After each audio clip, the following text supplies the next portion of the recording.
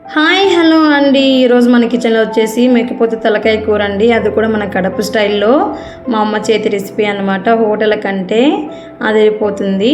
ఒక్కసారి మీరు కూడా ట్రై చేసి చూడండి, నిజంగానే సూపర్ ఉందని చెప్తారు.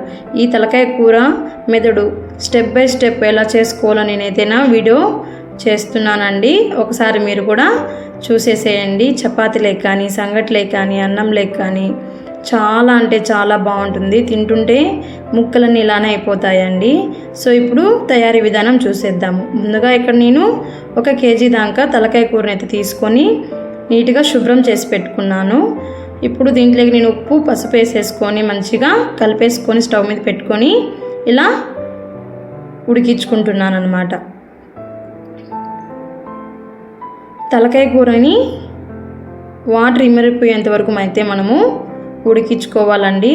మధ్య మధ్యలో ఇలా తిప్పుకుంటూ ఈ కూరని అయితేనా మనము ఉడికించుకుందాము.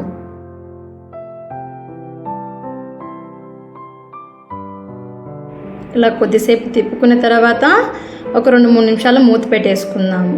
ఇప్పుడు మిక్సీ జార్ తీసుకొని మిక్సీ జార్లోకి 2 లవంగాలు, కొద్దిగా చెక్క, కొద్దిగా యాలకలు, ముందుగా కట్ చేసి పెట్టుకున్న అల్లం ముక్కలు, 1 వెల్లుల్లి గడ్డ రెబ్బలు తీసేసుకొని ఇలా నేను దీంట్లోకి యాడ్ చేసుకుంటున్నాను. దాంతోపాటు మీడియం సైజు ఆనియన్, అలాగే 3 నీట్గా కడిగి పెట్టుకున్న టమాటాలని కట్ చేసి దీంట్లోకి యాడ్ చేసుకుంటున్నాను.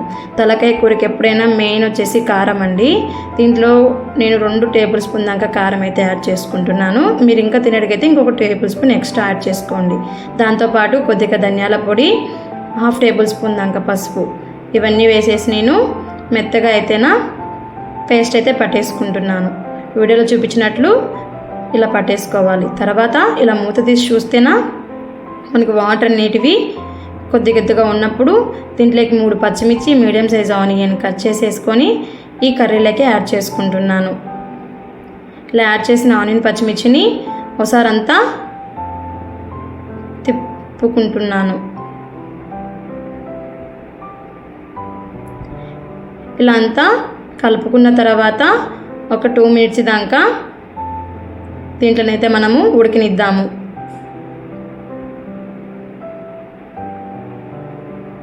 ఇలా ఉడికించేటప్పుడు ఒక 2 నిమిషాలు మూత పెట్టేసుకొని వాటర్ని ఇంకిపోయేంత వరకు ఇంకా పెట్టుకున్న తర్వాత చూస్తే ఇలా మనకి కర్రీలో అయితే వాటర్ అయితే ఏమి ఉండవండి.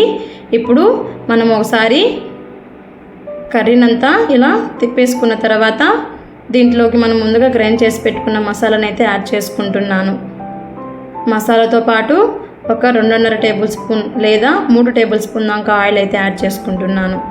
ఇలా యాడ్ చేసిన దీంట్లోని ముక్కలకి బాగా పట్టేటట్టుగా నేను ఇక్కడ కలుపుకుంటున్నాను.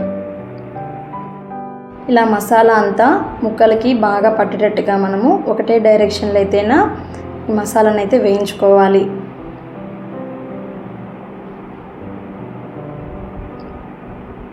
ఒక 2-3 నిమిషాలు ఇలా బాగా వేయించుకొని కలుపుకున్న తర్వాత ఒక 2 నిమిషాల పాటు మనం దీన్ని మూత పెట్టి బాగా వేగనిద్దాం. ఇప్పుడు ఒక బౌల్లోకి వాటర్ తీసుకొని మనకు తలకాయ కూరతో పాటు మెదడైతే మనకు సపరేట్ ఇస్తారండి. ఆ మెదడుని నేను ఒక బాక్స్లో తీసి పెట్టుకున్నాను. దాన్ని ఇక్కడ నేను శుభ్రం చేసుకుంటున్నాను. ఒక 2 టైమ్స్ క్లీన్ చేసేసి ఈ మెదడుని అయితే పక్కన పెట్టేసుకుంటున్నాను. ఇప్పుడు ముందుగా మనం మూత పెట్టిన మసాలాని తీసి చూస్తేనా మసాలా అంతా బాగా వేగి నూనె పైకి తేలుతూ ఉంటుంది. ఇప్పుడు అడుగంటని కన్నా అంతా ఒకసారి మిక్స్ చేసేసుకొని ఇలా వేయించుకున్న తర్వాత నేను దీంట్లోకి 1 టేబుల్ స్పూన్ దాకా గరం మసాలాని యాడ్ చేస్తున్నాను. దాంతోపాటు సన్నగా తరిగి పెట్టుకున్న కొత్తిమీరని కూడా యాడ్ చేసేసుకొని ఇదంతా ఒకసారి మంచిగా కలుపుకుంటున్నాను.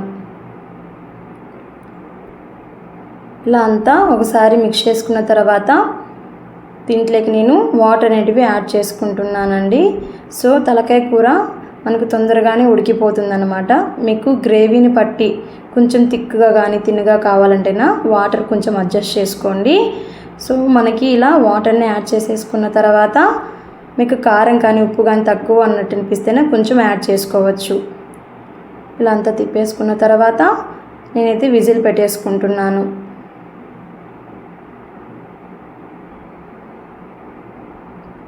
కరెక్ట్గా 3-4 విజిల్స్ వచ్చిన తర్వాత కుక్కర్ని అయితే మనము ఆఫ్ చేసేసుకొని ఇలా ఓపెన్ చేసి చూస్తేనా మనకి కర్రీ అయితేనా రెడీ అయిపోతుంది.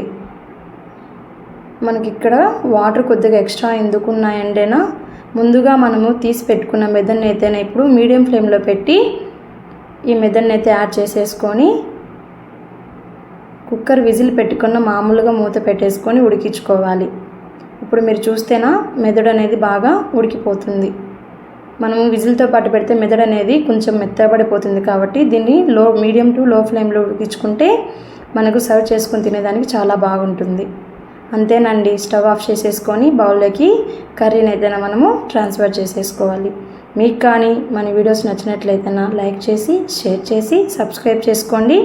మరిన్ని వీడియోస్ కోసం అయితేనా మన ఛానల్ని ఫాలో అయిపోండి. ఈ కర్రీ వచ్చేసి చపాతీలోకి కానీ మెయిన్ మన కడప స్టైల్ సంగట్లోకి కానీ అన్నంలోకి చాలా బాగుంటుంది. ముద్ద వదలకుండా చిన్నపిల్లలైనా సరే మంచిగా తినేస్తారు. Thank you for watching.